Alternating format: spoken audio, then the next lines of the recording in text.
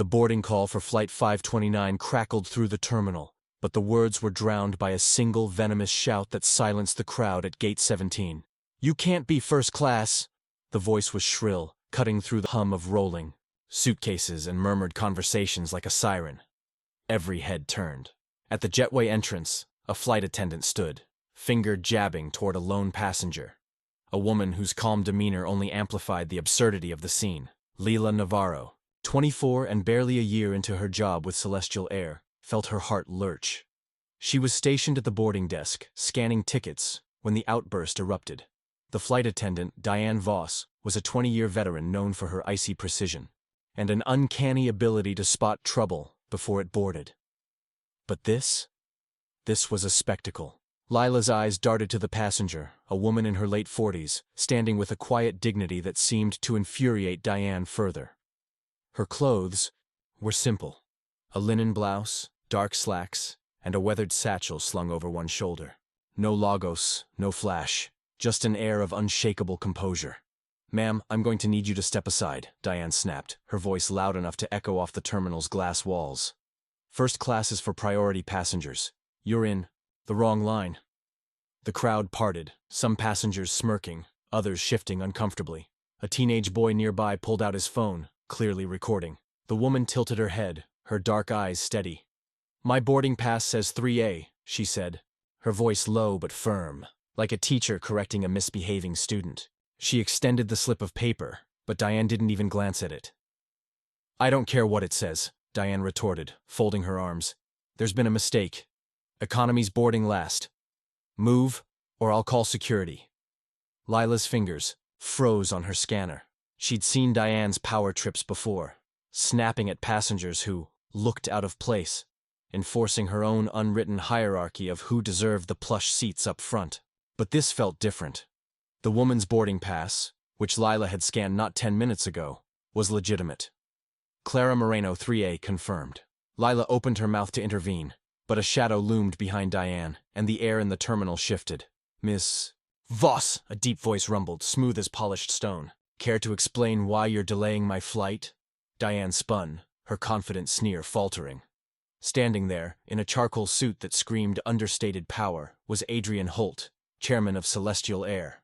His presence was a rare sight. He wasn't known for mingling with passengers, let alone boarding through the main gate. At 52, with silver threading his dark hair and eyes that could disarm or destroy with a glance, Holt was a legend in the industry. He'd turned Celestial from a struggling regional carrier into a global titan, and his word was law. "Mr. Holt," Diane stammered, her face draining of color. "I'm just resolving a seating issue. This passenger is exactly where she belongs," Holt interrupted, his tone calm but edged with steel. He stepped forward, his gaze flicking to Clara, who offered a faint, knowing smile. "Ms. Moreno is one of our most valued passengers. Her ticket is valid, her seat is confirmed, and your behavior is unacceptable." The terminal buzzed with whispers. Lila's jaw tightened as she pieced it together. Clara Moreno wasn't just any passenger. Rumors swirled about a mysterious benefactor who'd funded Celestial's community programs. Free flights for low-income families, scholarships for aspiring pilots. Could this unassuming woman be that Clara Moreno? Diane's mouth opened and closed like a fish out of water. "Sir, I didn't realize—" "You didn't ask," Holt said, his voice low but carrying the weight of a gavel. He turned to Clara, his expression softening. "Ms. Moreno, my deepest apologies. Please take your seat. We'll handle this." Clara nodded, her satchel brushing her hip as she moved past Diane without a second glance. "Thank you, Adrian," she said quietly, her use of his first name sending a ripple through the onlookers. She disappeared down the jetway, leaving Diane exposed under the terminal's harsh lights. Holt's eyes returned to Diane, cold and unyielding. "You and I will speak after landing. For now, do your job, and treat every passenger with the respect they deserve." He glanced at Lila, who stood rigid at the desk. "Ms. Navarro, ensure boarding proceeds smoothly." "Yes, sir," Lila managed, her voice steadier than she felt. Holt strode toward the jetway, his presence lingering like a storm cloud. The last passengers boarded, Lila's mind raced. She'd always seen her job as a stepping stone, a way to pay for her aerospace engineering degree while she dreamed of designing planes. But this moment felt bigger. Diane's humiliation was a warning, but Clara's quiet strength and Holt's intervention sparked something in her. There was a story here, one that went beyond a single flight, and Lila, whether she liked it or not, was now part of it. The cabin of the Airbus A350 was a study in contrasts, the plush leather of first class up front, the cramped rows of economy in the back, and the unspoken tension that lingered after the gate incident. Lila moved through the aisle, distributing pre-flight drinks with a practiced smile, but her eyes kept drifting to seat 3A. Clara Moreno sat by the window, her satchel tucked under the seat, a book open in her lap. She seemed oblivious to the curious glances from other passengers, some of whom had witnessed the showdown. Diane, relegated to the economy cabin for the 6-hour flight to San Francisco, was conspicuously silent. Her usual barked orders were replaced by clipped instructions, her face a mask of barely concealed fury. Lila caught her stealing glances toward first class, as if plotting her next move. The third flight attendant, a cheerful veteran named Marcus, leaned close as they prepped the galley. "Diane's gonna be trouble," he whispered. "She's not the type to let this go." Lila nodded, her gut twisting. "Who is Clara Moreno?" "Anyway, Holt acted like she owns the airline." Marcus chuckled, wiping down a tray. "Not quite, but close. Word is she's the backbone of Celestial's charity arm. Donates millions, flies under the radar." Diane picked the wrong fight. Lila's curiosity deepened. She stole another glance at Clara, who was now sipping a glass of water, her book, a worn copy of The Alchemist, resting on the tray table. There was something magnetic about her, not in a flashy way, but in the quiet certainty of someone who'd faced worse than a shouting flight attendant and come out stronger. As the plane leveled off at 35,000 feet, Lila's duties eased, and she found herself lingering near first class. A passenger in 4B flagged her down. A middle-aged man in a loud Hawaiian shirt, clearly a first-time first-classer. "Hey, is it true that woman in 3A got yelled at?" he asked, loud enough for nearby heads to turn. "What's her deal?" Lila hesitated, her training kicking in. "Just a mix-up, sir. Everything's sorted now. Can I get you anything?" He grinned, undeterred. "Yeah, a story. Come on, spill." Before Lila could deflect, Clara's voice cut through, soft but clear. "No story needed, Mr. Grayson. Just a woman trying to get to San Francisco." She didn't look up from her book, but her tone carried a playful edge that silenced the man. Lila suppressed a smile. Clara wasn't just composed, she was sharp. As she moved back to the galley, Lila's mind churned. Why was Clara flying first class on a commercial flight if she was such a big deal? Why not a private jet? And why had Holt, the untouchable chairman, been so quick to defend her? By hour 3, the cabin had settled into a restless hum. Economy passengers dozed or scrolled through in-flight movies, while first class sipped wine and nibbled on charcuterie. Lila was restocking the galley. When Diane appeared, her eyes glinting with a dangerous resolve. "Navarro," Diane hissed, keeping her voice low. "You saw that boarding pass. It was a glitch, right? She doesn't belong up there." Lila's jaw tightened. "I scanned it myself, Diane. It was legit. You made a mistake." Diane's lips curled into a sneer. "A mistake? That woman's a nobody. I've been with this airline longer than you've been alive. I know who belongs in first class and who doesn't." Lila's patience snapped. "You don't get to decide that. The system does. Holt does. And they both say she's 3A. Diane stepped closer, her voice a venomous whisper. "Watch yourself, kid. You think you're untouchable because Holt nodded at you? I've seen girls like you burn out faster than a cheap candle. Cross me, and you'll be back to slinging coffee at some dive bar." The threat hung in the air, but Lila held her ground. "Do your job, Diane. I'm doing mine." She turned away, her hands shaking as she grabbed a tray of water glasses. Diane's resentment was a ticking bomb, and Lila knew she'd just lit the fuse. As she returned to the cabin, a new announcement crackled over the intercom. The captain's voice was calm, but firm. "Ladies and gentlemen, we've hit some unexpected turbulence. Please return to your seats and fasten your seatbelts." The plane shuddered, a low groan reverberating through the cabin. Passengers gasped, clutching armrests as drinks sloshed and overhead bins rattled. Lila braced herself against a seat, her training kicking in. She scanned the cabin, ensuring seatbelts were fastened, but her eyes locked onto Clara, who sat unmoved, her book still open, as if the turbulence were a minor inconvenience. Then the lights flickered. A collective murmur rose, followed by a sharp jolt that sent Lila stumbling. The intercom buzzed again, but this time it wasn't the captain. It was Holt, his voice steady but urgent. "Crew, report to your stations. We have a situation." Lila's heart pounded. A situation at 35,000 feet was never good. As she moved to secure the galley, she caught sight of Diane, who was staring at Clara with a look that wasn't just resentment. It was fear. Something was wrong, and Lila had a sinking feeling it was tied to the woman in 3A. The turbulence subsided, but the tension in the cabin didn't. Lila and Marcus worked double time, calming anxious passengers and distributing blankets. Diane, however, was nowhere to be seen.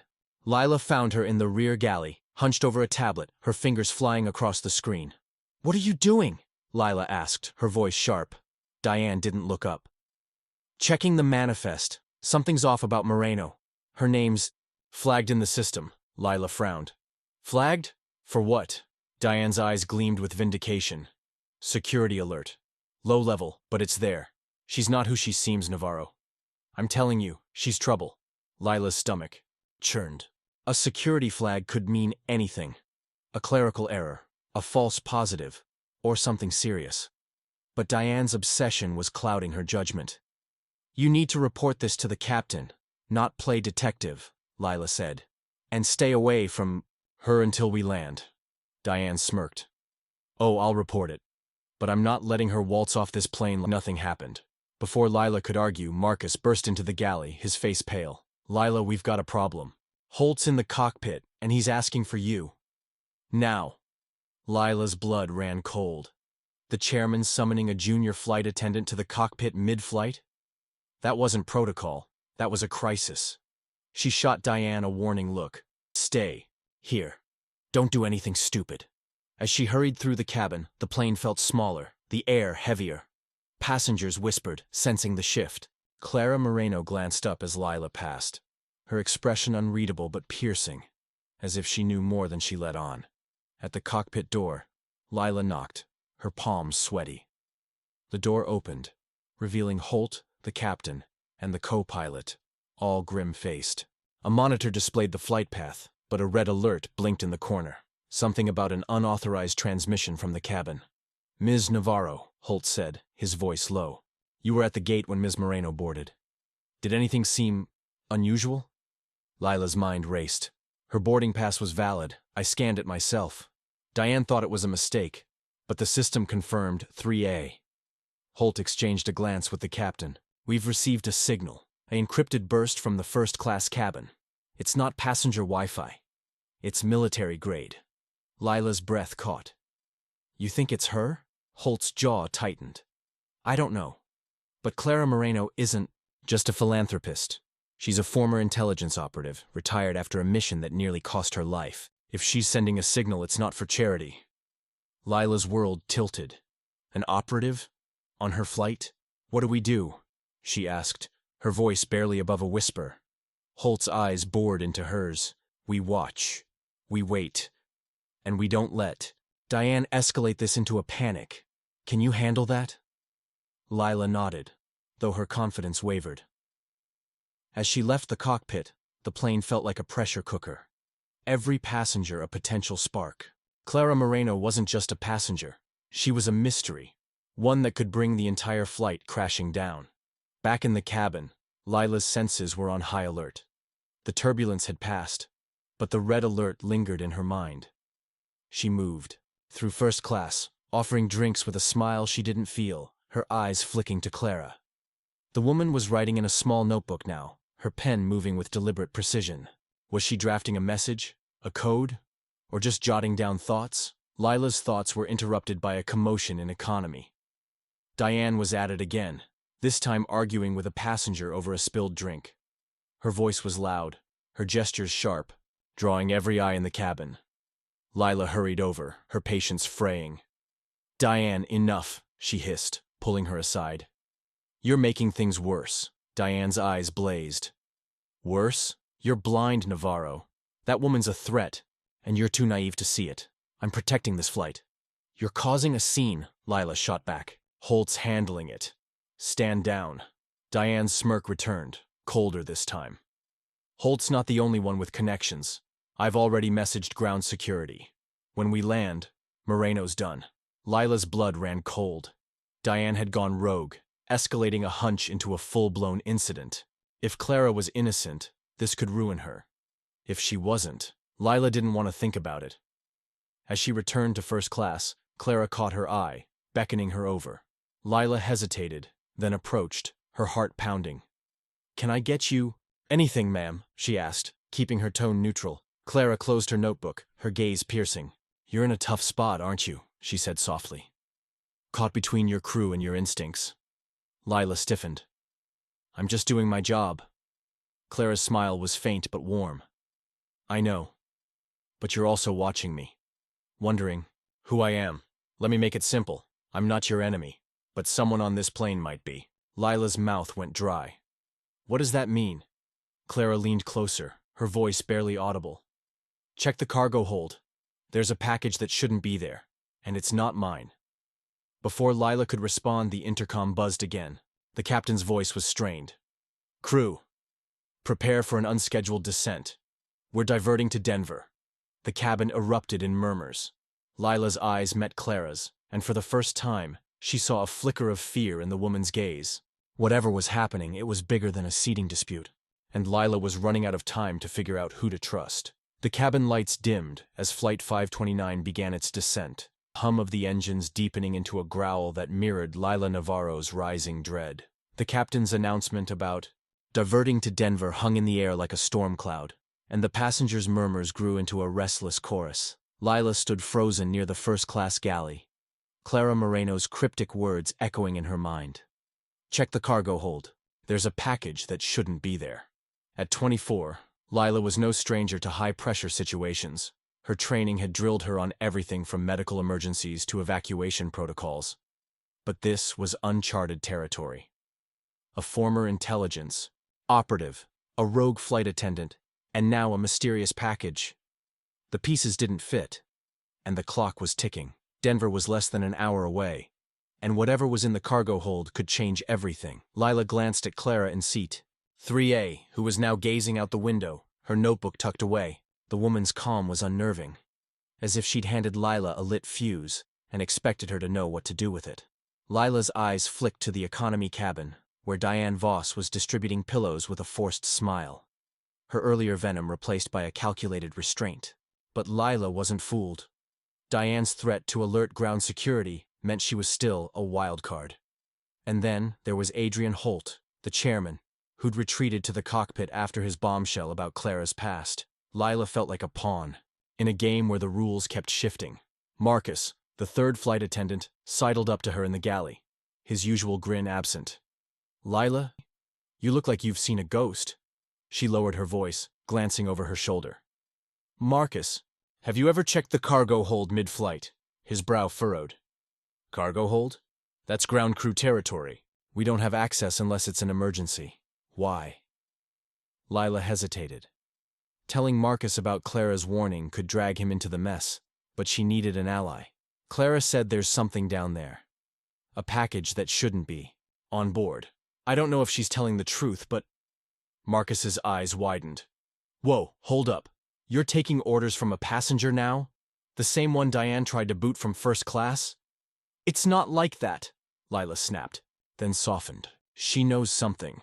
Holt said she's ex-intelligence, and there was that signal from the cabin, military grade. What if it's connected?" Marcus ran a hand through his hair, his skepticism warring with concern. "Lila, this is above our pay grade. If there's a package, we tell the captain. Let Holt and the feds handle it when we land." But Lila's gut churned. Waiting felt like surrender, and Clara's warning had been specific, not her package. If someone else on board was involved, landing in Denver might be too late. "I need to check," she said, her voice firm. "Cover for me. 10 minutes. Marcus groaned, but nodded. "You're gonna get us both fired. Or worse. Be quick, and don't do anything stupid." Lila slipped through the cabin, her heart pounding as she dodged curious glances. The cargo hold access was near the rear of the plane, a locked hatch. Only crew could open with a master key. She'd never used it before. Her training covered the theory, not the reality. but she'd seen maintenance crews use similar hatches during turnarounds. The key was kept in a secure panel in the rear galley, and with Diane distracted in economy, Lila had a narrow window. She reached the galley, her fingers trembling as she punched the code into the panel. The lock clicked, revealing a ring of keys. She grabbed the one labeled lower deck and moved to the hatch, a small, unassuming door set into the floor. The plane's vibrations felt stronger here, a reminder of the 35,000-foot drop below. Lila knelt, inserted the key, and turned. The hatch hissed open, revealing a narrow ladder descending into darkness. Her flashlight app cast a weak beam as she climbed down, the air growing colder and heavier with the scent of metal and fuel. The cargo hold was a maze of strapped-down crates and luggage, illuminated by faint emergency lights. Lila's breath clouded in the chill, her senses on edge. She scanned the labels on the nearest crates. Standard passenger bags, catering supplies, nothing unusual. But Clara's words gnawed at her. A package that shouldn't be there. She moved deeper, her footsteps muffled by the engine's roar. In the far corner, tucked behind a stack of suitcases, she spotted it. A small, unmarked metal case, no bigger than a briefcase, secured with a digital lock. It didn't match the standard cargo containers, and there was no label, no barcode. Lila's pulse spiked. She reached for it, then froze as her flashlight caught a faint red glow pulsing from the lock. Was it a sensor? A timer? Lila! Marcus's voice hissed from above, urgent. Get back up here, now! She hesitated, torn between investigating and retreating. The case felt like a Pandora's box, and she had no idea what opening it might unleash. She snapped a quick photo with her phone, then scrambled back up the ladder, locking the hatch behind her. Marcus was waiting, his face pale. Diane's asking where you went, he whispered. And Holt's back in first class talking to Moreno. Something's going down. Lila's stomach dropped. I found a case. Unmarked, locked, looks wrong. We need to tell the captain. Marcus nodded, but before they could move, Diane appeared, her eyes narrowing. Navarro, where the hell were you? Passengers are complaining, and you're slinking around like a thief. Lila's temper flared. Doing my job, Diane. Unlike you, I'm not picking fights with innocent people. Diane's smirk was venomous. Innocent? You're so naive. I checked the system again. Moreno's flag isn't just a glitch. It's tied to a classified alert. She's dangerous, and you're too busy playing hero to see it. Lila's mind raced. Diane's obsession was spiraling, but the cargo hold case lent weight to Clara's warning. Was Diane right about Clara? Or was she just grasping at straws to save face? If you've got evidence, take it to Holt, Lila said, her voice steady. Otherwise, stay out of my way. Diane's eyes glinted with malice, but she backed off, retreating to the economy cabin. Lila exchanged a look with Marcus. We need to get to the cockpit, she said. Now. The cockpit door loomed like a fortress as Lila knocked, her photo of the case burning a hole in her pocket.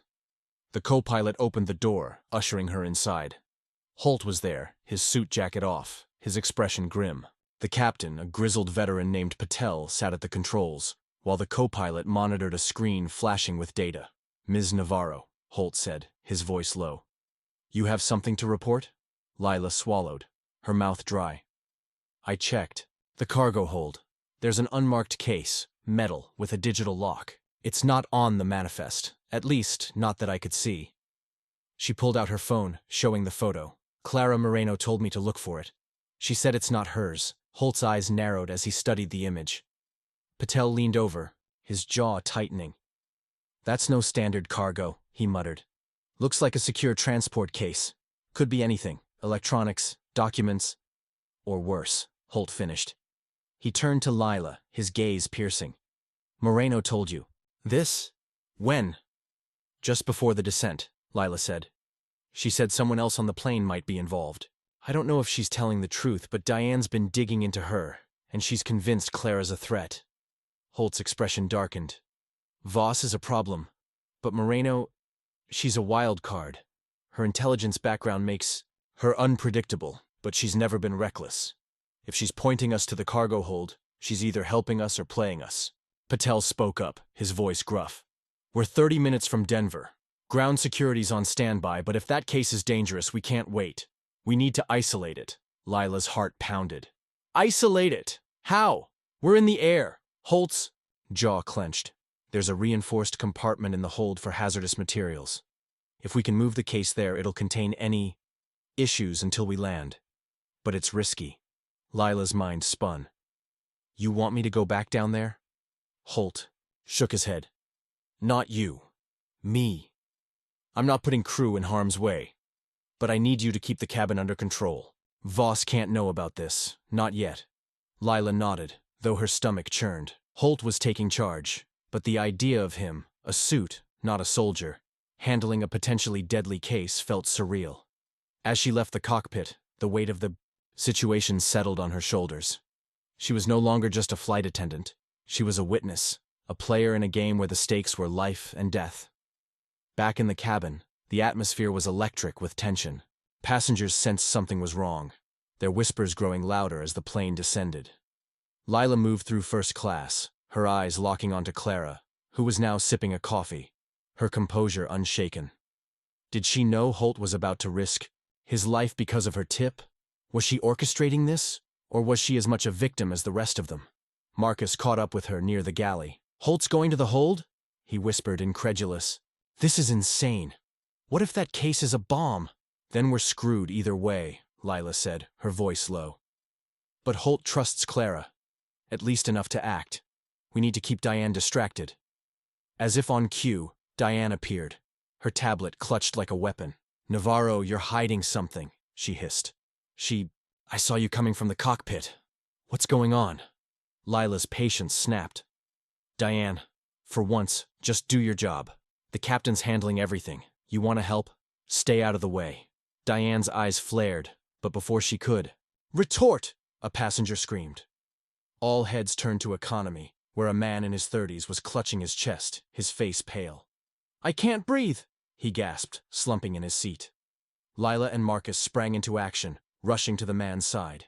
Diane followed, her earlier venom replaced by protocol. Lila checked his pulse, rapid but steady, while Marcus grabbed the onboard medical kit. Sir, can you hear me? Lila asked, her voice calm despite the chaos. Do you have any medical conditions? The man nodded weakly. Heart stent, last year. Lila's training kicked in. She administered oxygen, her hands steady as she monitored his vitals. The distraction was a blessing. It kept Diane occupied and the passengers focused on something other than the plane's mysterious descent. But Lila's mind was elsewhere, imagining Holt in the cargo hold, facing a case that could end them all. Down in the cargo hold, Adrian Holt moved with the precision of a man who'd faced crises before. His flashlight cut through the darkness, landing on the unmarked case. It was exactly as Lila described, sleek, metal, with a pulsing red lock. He knelt beside it, his breath steady despite the stakes. As chairman, he'd dealt with corporate battles, not physical ones, but his years in the Air Force, long before Celestial, had taught him to stay calm under fire. He scanned the case for markings, finding none. The lock's glow suggested a biometric, or timed mechanism, but without tools, he couldn't crack it. The reinforced compartment was 10 feet away, a steel vault designed for emergencies. Moving the case was a gamble, but leaving it was worse. As he reached for the handle, a faint hum emanated from the case like a heartbeat. Holt froze, his instincts screaming. Was it activating? He checked his watch, 20 minutes to landing. No time to hesitate. He gripped the handle, braced for resistance, and lifted. The case was lighter than expected, but the hum grew louder, vibrating through his hands. Back in the cabin, Lila felt the plane shudder. Not turbulence, but something deeper, like a pulse. Passengers gasped, and Clara Moreno's head snapped up, her eyes locking onto Lila's. For the first time, the woman looked rattled. It started, Clara mouthed, her words barely audible. Lila's blood ran cold. She didn't know what it was, but the fear in Clara's eyes was real. She turned to Marcus, who was still tending to the heart patient. I need to check on Holt, she whispered. Can you handle this? Marcus nodded, his face grim. Go, but Lila, be careful. She slipped away, ignoring Diane's suspicious glare and headed for the cargo hatch. The key was still in her pocket, a small anchor in the storm. As she descended the ladder, the hold felt different. Colder, heavier, as if the air itself was holding its breath. Her flashlight found Holt, crouched beside the reinforced compartment, the case now inside. "Mr. Holt," Lila called, her voice echoing. "What's happening?" He turned, his face taut. "It's active. The lock's counting down. 10 minutes. I don't know what it is, but we can't let it stay loose." Lila's heart stopped. "A bomb? Maybe," Holt said, his voice steady but grim. "Or something worse. Moreno's intel background. She'd know about devices like this. We need her down here." Lila's mind raced. Bringing Clara to the hold was a risk. Diane would lose it, and the passengers would panic. But if Clara was the key to disarming the case, they had no choice. "I'll get her," Lila said, already climbing the ladder. "Just don't touch it." Back in the cabin, Lila approached Clara, her voice low and urgent. "Ms. Moreno, we found the case. It's active, and Holt needs you in the hold. Now." Clara's eyes widened, but she didn't hesitate. She grabbed her satchel and followed. Lila, ignoring the curious stares from other passengers. Diane, still in economy, didn't notice. Her focus was on the heart patient, who was stabilizing under Marcus's care. At the hatch, Clara descended with a grace that belied the situation. In the hold, Holt was waiting, his flashlight trained on the case. The red glow was brighter now, the hum almost deafening. Clara knelt beside it, her fingers tracing the lock. "It's a pulse device," she said, her voice calm but urgent. "Not a bomb, but a signal amplifier. If it activates, it'll broadcast a frequency that could disrupt air traffic control across the region." Lila's stomach dropped. "Disrupt? Like crash planes?" Clara nodded, her eyes never leaving the case. "Potentially. It's a sabotage tool used in covert ops. I've seen them before." Holt's jaw tightened. "Can you stop it?" Clara hesitated, then pulled a small device from her satchel, a handheld scanner. "Maybe. But I need time. 5 minutes minimum." "We've got 7, Holt said, checking his watch. "Do it." Lila stood guard at the ladder, her heart pounding as Clara worked. The scanner beeped, its screen flashing with code. Clara's fingers moved with surgical precision, but sweat beaded on her forehead. "It's encrypted," she muttered. Whoever planted this knew what they were doing. Lila's mind raced. Who could have planted it? A passenger? A crew member? Diane's obsession with Clara felt like a distraction now, a red herring that had blinded them to the real threat. But there was no time to unravel it. The countdown was relentless. Above, the cabin was a powder keg. Marcus radioed Lila through her earpiece. "Diane's asking questions. She knows you're gone. Hurry." Lila's jaw clenched. "Tell her I'm in the bathroom. Stall." In the hold, Clara's scanner beeped, a harsh, final sound. "Got it," she said, her voice triumphant. The red glow faded, the hum dying into silence. The lock clicked, and the case went dark. Holt exhaled, his shoulders sagging. "Good work. Now, we need to know who put it here." Clara stood, her expression grim. "I have a theory, but it's not safe to discuss until we're on the ground." Lila's relief was short-lived. As they climbed back to the cabin, the plane lurched, the intercom crackling. Patel's voice was tense. "Crew, brace for landing. Denver's fogged in. We're on manual approach." The cabin erupted in nervous chatter. Lila secured the hatch, her mind spinning. They'd stopped the device, but the real threat, whoever planted it, was still on board. And with Diane circling like a vulture, the final minutes of Flight 529 were far from over. The cabin of Flight 529 vibrated with tension as the plane descended through thick Denver fog, the engine's roar a constant reminder of the stakes. Lila Navarro's pulse hadn't slowed since the cargo hold, where Clara Moreno had disarmed the mysterious pulse device with seconds to spare. The case was secure, locked in the reinforced compartment. But the question of who planted it loomed, like a shadow. Clara's cryptic warning, "It's not safe to discuss until we're on the ground," only deepened Lila's unease. Someone on this plane was a saboteur, and with landing imminent, time was running out to unmask them. Lila stood near the first-class galley, her hands steady as she secured trays, but her eyes darted between passengers. Clara was back in seat 3A, her satchel at her feet, her expression unreadable as she stared out at the fog-shrouded void. Adrian Holt, the chairman of Celestial Air, had returned to his seat in 5C, his suit slightly rumpled but his authority intact. Diane Voss, the senior flight attendant who'd sparked this chaos with her outburst at the gate, was in economy, her movements sharp and deliberate as she checked seatbelts. Lila didn't trust her. Diane's obsession with Clara felt too personal, too unhinged to be just a hunch. Marcus, the third flight attendant, caught Lila's eye from the aisle. "You good?" he mouthed, his face etched with worry. The heart, patient in economy, was stable, but the cabin's mood was anything but.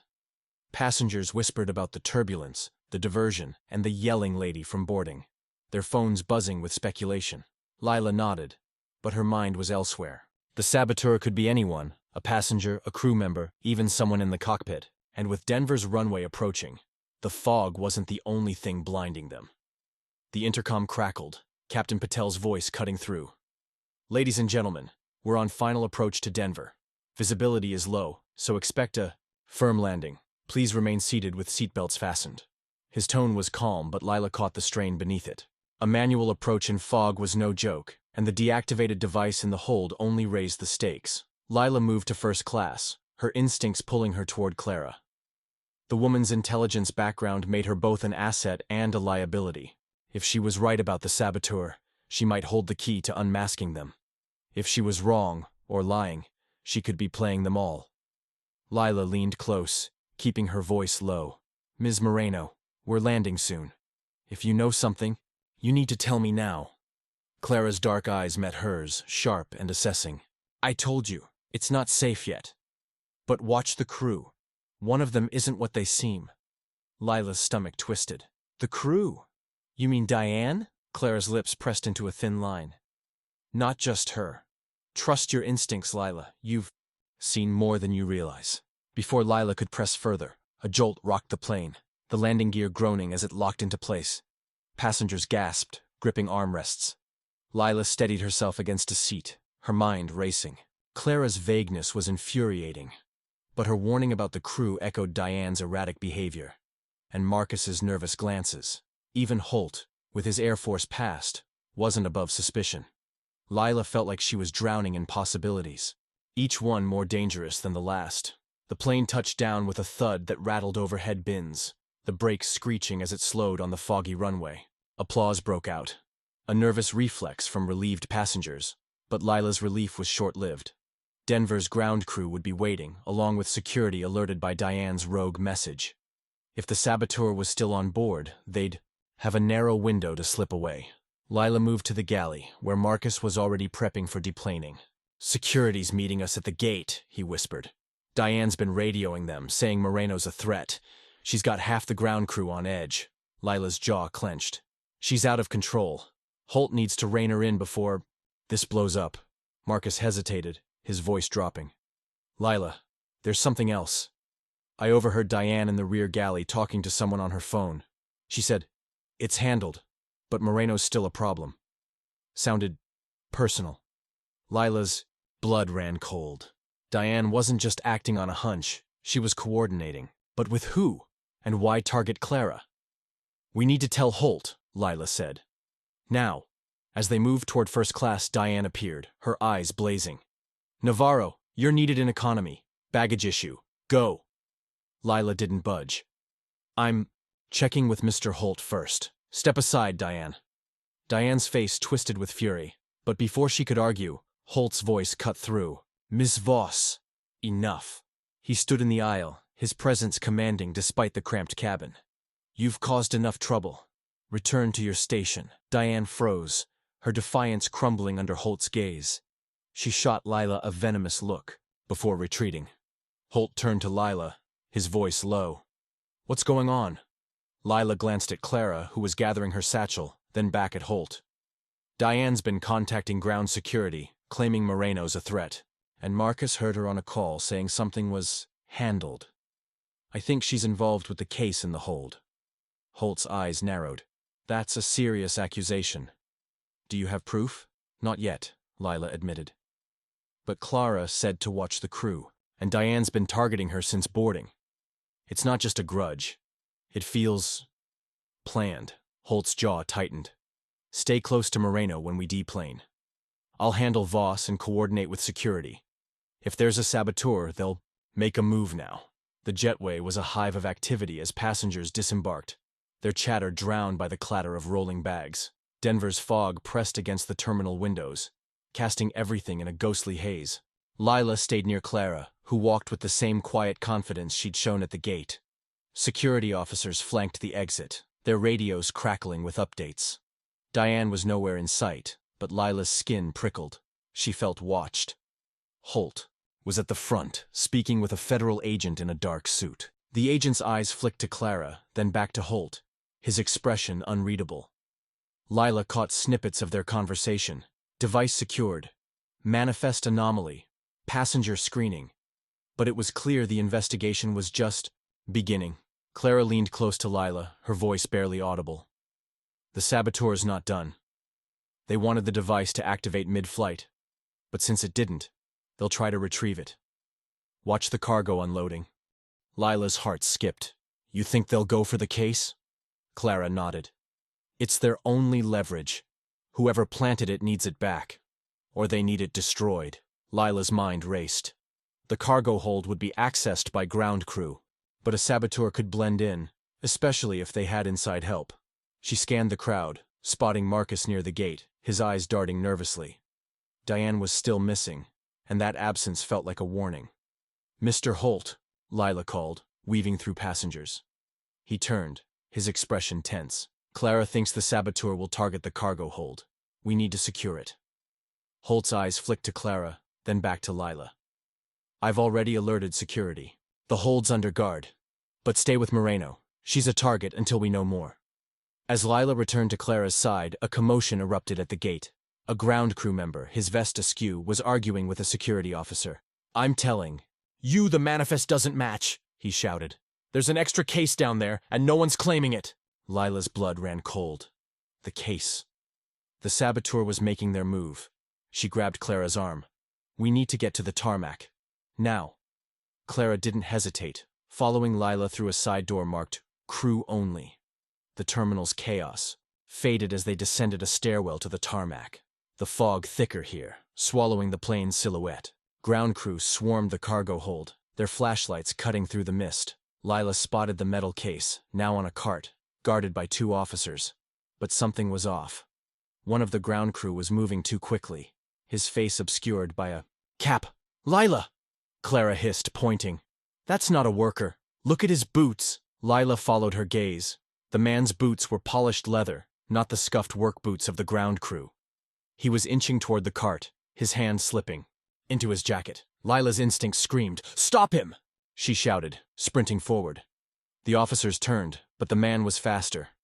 He pulled a device from his jacket, a remote, and aimed it at the case. Clara tackled Lila to the ground as a pulse of energy surged from the device. The case's lock, flaring red. The officers drew their weapons, shouting, but the man was already running, vanishing into the fog. Holt appeared, his face grim as he helped Lila up. What the hell was that? Clara's voice was steady but urgent. He tried to reactivate it. The case is still dangerous. We need to get it to a secure facility, now. Lila's heart pounded. The saboteur had slipped away, but the case was safe. For now. As security swarmed the tarmac, she caught sight of Diane emerging from the terminal, her face pale. Their eyes met, and Lila saw something in Diane's expression. Not just anger, but guilt. The terminal was locked down, passengers rerouted to a holding area as federal agents took over. The case was whisked away by a hazmat team, its contents still a mystery. Lila sat in a crew lounge, her hands wrapped around a lukewarm coffee, her mind replaying the tarmac chaos. Clara was with Holt and the agents, giving a statement. Diane had been detained for questioning, her call to ground security now under scrutiny. Marcus was debriefing with the captain, his usual humor replaced by exhaustion. Holt entered the lounge, his suit jacket gone, his sleeves rolled up. You did well, Navarro, he said, his voice softer than before. You kept your head when it mattered. Lila looked up, her voice steady despite her fatigue. Who was that man on the tarmac? And is Diane involved? Holt's jaw tightened. We don't know yet. The man's a ghost. No ID, no trace. As for Voss, her call to security was unauthorized, and her phone records show contact with an unlisted number before the flight. She's not talking, but we'll find out. Lila's mind churned. And Clara? Is she really who she says? Holt's Eyes softened. Clara Moreno is many things. Operative, philanthropist, survivor. But she's not our enemy. She flagged the device because she recognized its signature from her past. Without her, we'd be picking up pieces. Lila nodded, but the weight of the day lingered. She'd signed up to serve drinks and ensure safety, not to chase saboteurs or uncover conspiracies. Yet here she was, at the heart of one. As Holt left, Clara entered, her satchel slung over her shoulder. "You're braver than you know," she said, her smile faint but genuine. "This isn't over, Lila. Whoever planted that device has a bigger plan. If you ever want answers, find me." She handed Lila a card. Simple, with only a name and a number. Then she was gone, disappearing into the terminal's chaos. Lila stared at the card, her future suddenly uncertain. She'd wanted to design planes, not play spy, but the spark in her chest, the same one that had driven her to the cargo hold, told her this was only the beginning. The Denver terminal was a fortress of controlled chaos, its fluorescent lights casting stark shadows on the faces of passengers, herded into holding areas. Lila Navarro sat alone in the crew lounge, the business card Clara Moreno had given her burning a hole in her pocket. The name Clara Moreno and a single phone number were printed in crisp black ink. No title, no affiliation, just an invitation to a world Lila wasn't sure she wanted to enter. Her coffee had gone cold, but she clutched the cup anyway, anchoring herself against the whirlwind of the past 6 hours. Flight 529 was no longer just a diverted plane. It was a crime scene, and Lila was tangled in its web. The pulse device, now in federal custody, had been neutralized, but its shadow lingered. The saboteur's failed attempt to reactivate it on the tarmac proved Clara's warning. Whoever planted it was desperate, and they weren't done. Diane Voss, the senior flight attendant whose outburst had sparked this saga, was in a holding room, her phone confiscated, her career likely over. But Lila couldn't shake the look in Diane's eyes on the tarmac. Not just anger, but guilt. Was she the saboteur's accomplice, or just a pawn in a larger game? Marcus, the only crew member Lila trusted, poked his head into the lounge, his face haggard. "They're letting us go soon," he said, slumping into a chair. "Feds are done with our statements. You holding up?" "Barely," Lila admitted, her voice low. "What's the word on Diane?" Marcus leaned closer, his voice a whisper. "She's clammed up. Won't say a word without a lawyer. But I heard one of the agents say her phone had texts from a burner, coded. Stuff, like meeting times and gate numbers. They think she was feeding someone info about the flight." Lila's stomach churned. "So she is involved? Maybe," Marcus said, rubbing his eyes. "But it's messy. The feds are also looking at the ground crew. That guy on the tarmac, the one with the fancy boots? No record of him in Celestial's employee database. He's a ghost." Lila's mind raced. A ghost operative, a rogue flight attendant, and a device that could cripple air traffic control. This wasn't just sabotage. It was a calculated strike. But why Flight 529? And why Clara? She pulled out Clara's card, turning it over in her hands. Clara said this isn't over. She thinks the saboteur's got a bigger plan. Marcus groaned. "Lila, you're not seriously thinking of chasing this, are you? We're flight attendants, not FBI. Let Holt and the feds handle it." But Lila's resolve hardened. She'd spent her life playing it safe, working double shifts to fund her aerospace engineering degree, keeping her head down to avoid trouble. Yet here she was, at the heart of a conspiracy that had shaken her world. Clara's words echoed. "You're braver than you know."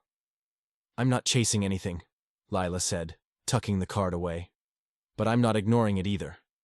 Before Marcus could argue, Adrian Holt entered, his presence filling the room like a storm front. His tie was loosened, his silver hair slightly askew, but his eyes were sharp.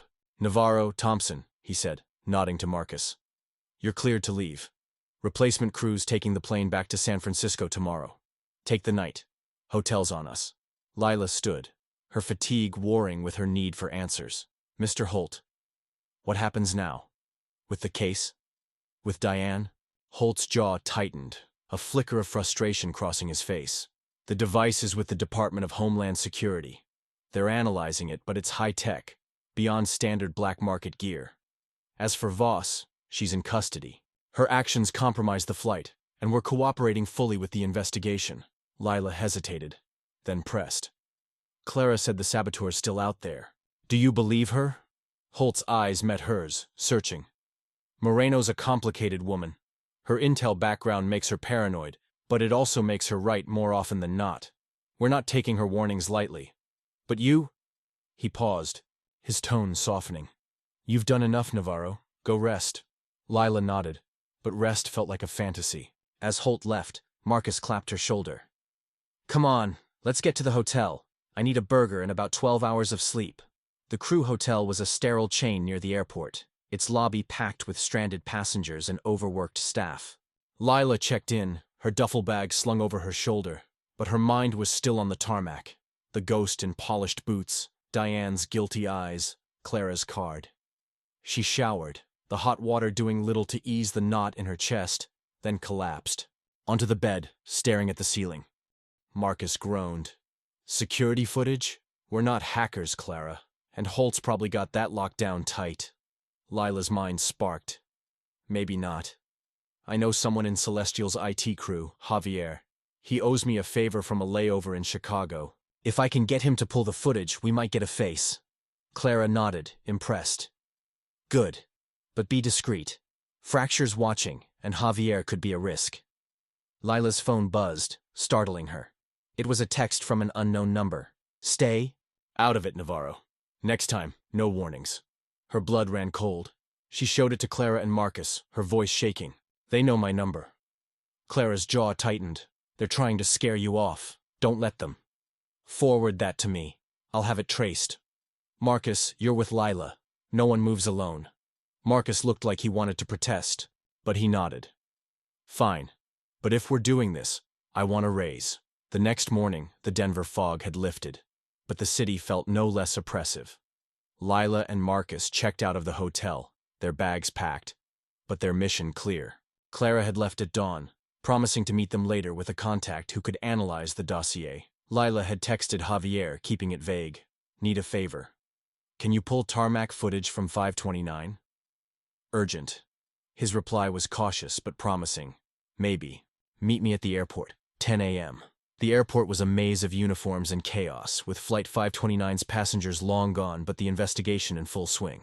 Lila and Marcus navigated to the employee lounge, where Javier waited, his laptop open and his expression wary.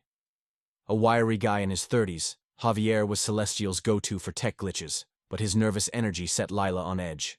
This better be good, Navarro, Javier said, glancing around.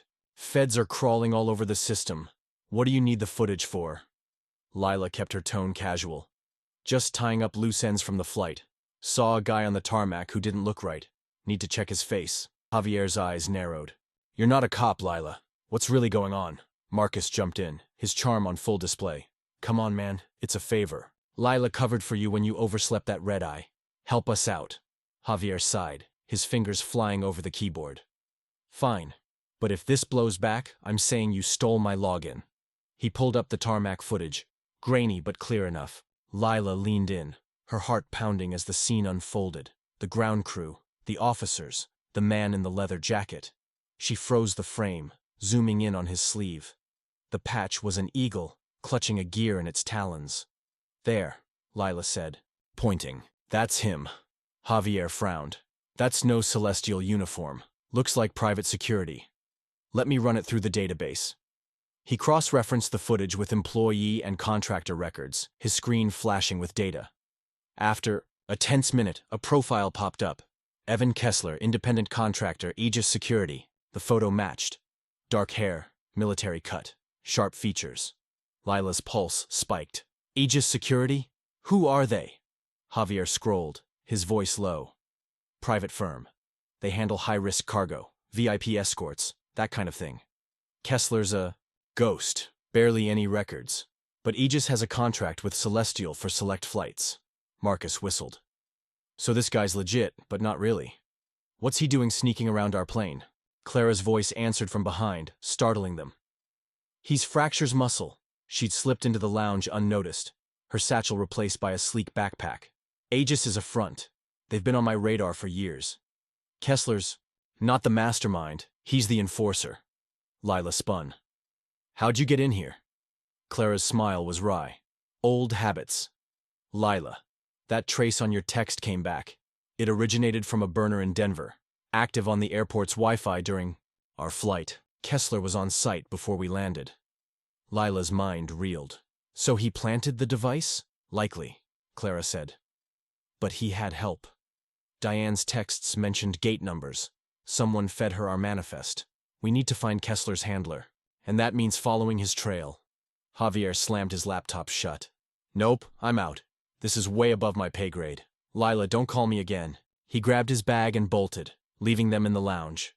Marcus groaned. Great. Now we've scared off our only tech guy. Clara ignored him, her eyes on Lila. Kessler's file lists a drop point in Denver, a warehouse in the industrial district. If we move now, we might catch him before he disappears. Lila's heart pounded. A warehouse? This was no longer about a flight. It was a manhunt. What about Holt? The feds.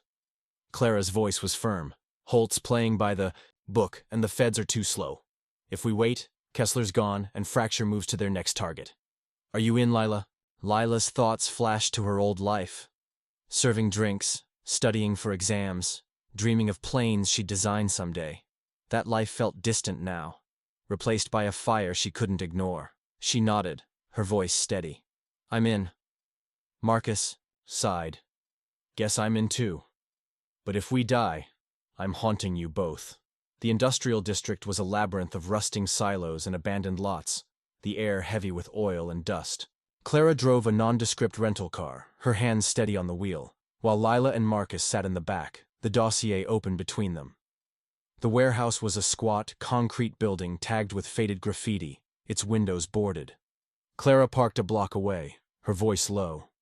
We're not here to fight. We observe, we confirm Kessler's presence. We call my contact, a retired operative who can handle extraction. Lila nodded, but her nerves jangled. The dossier's photo of her, the threatening text, the eagle patch, all pointed to this moment. She wasn't trained for this, but backing out wasn't an option. They approached on foot, sticking to the shadows. Clara led, her movements silent, practiced. A side door was ajar, its lock pried open. Inside, the warehouse was a cavern of crates and machinery lit by flickering overheads. Voices echoed, low, urgent. Lila crouched behind a stack of pallets, peering through a gap. Kessler was there, his leather jacket unmistakable, arguing with a woman in a tailored coat. Her face was obscured, but her voice was sharp, commanding. You botched it, the woman snapped. The device was supposed to activate mid-flight. Now it's with DHS and Moreno's still breathing. Kessler's tone was cold. Your intel was off. Moreno wasn't alone. She had the attendant sniffing around. Navarro's a problem. Lila's blood froze. They were talking about her. Clara's hand gripped her arm, a silent warning to stay. Still, the woman paced. Navarro's a nobody. Voss was supposed to keep her in line, but she's useless now. We cut our losses, moved to phase 2. The next flight's already prepped. Clara's eyes narrowed, her hand slipping into her backpack. She pulled out a small recorder, capturing every word. Lila's heart pounded.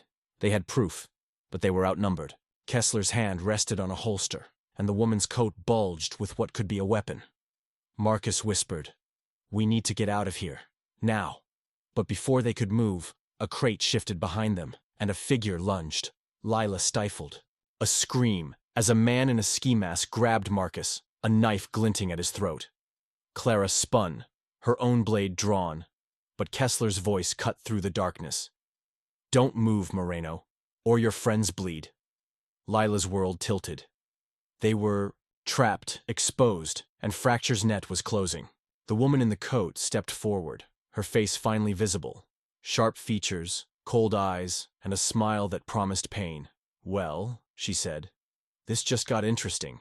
The warehouse's air was thick with dust and menace, the flickering overheads casting jagged shadows across the crates. Lila Navarro's heart thundered as the man in the ski mask pressed a knife to Marcus's throat, his grip unyielding.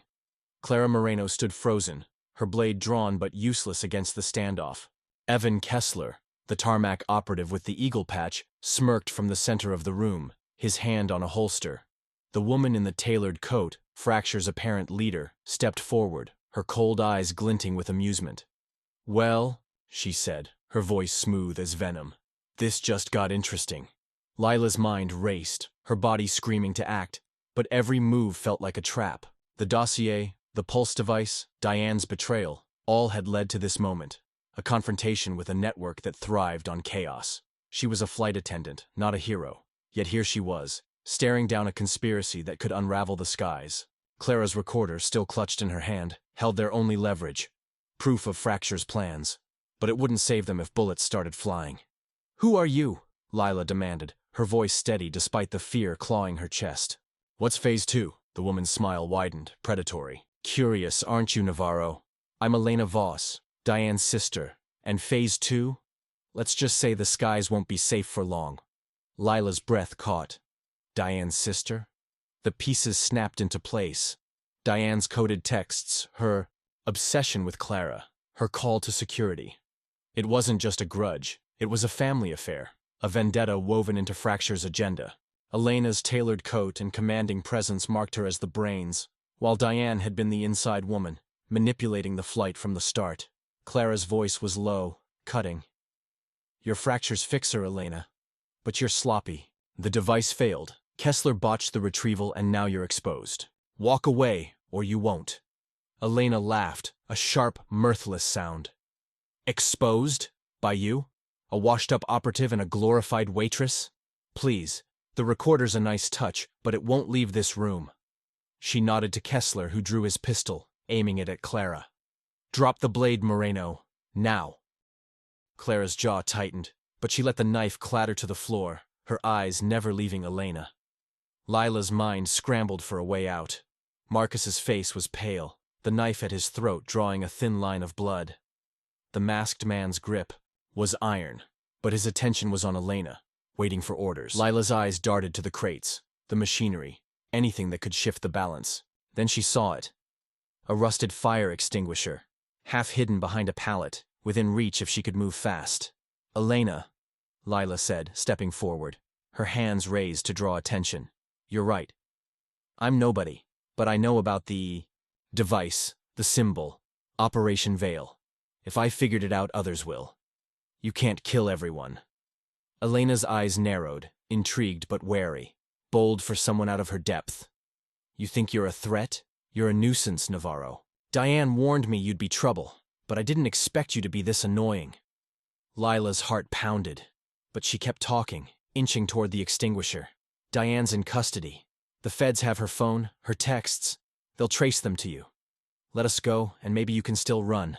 Kessler snorted, but Elena's smile faltered, a crack in her composure. "You're bluffing.